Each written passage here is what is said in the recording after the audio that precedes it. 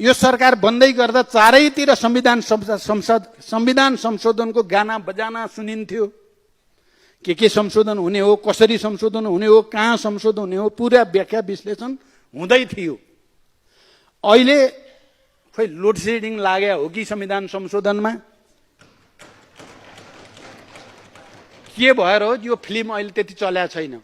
संविधान संशोधनको फिल्म प्रधानमन्त्री सम्माननीय ओलीजीले पार्टीकै औपचारिक कार्यक्रममा दोहोऱ्याई संविधान संशोधन 2087 मा हुन्छ भन्नुभयो। हामी सबैले सुन्यौं।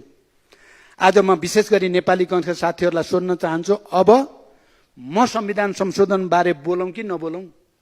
87 सम्म तपाईहरु केही नगर्ने हो भने मैले धेरै बोल्नुको पनि केही अर्थ छैन।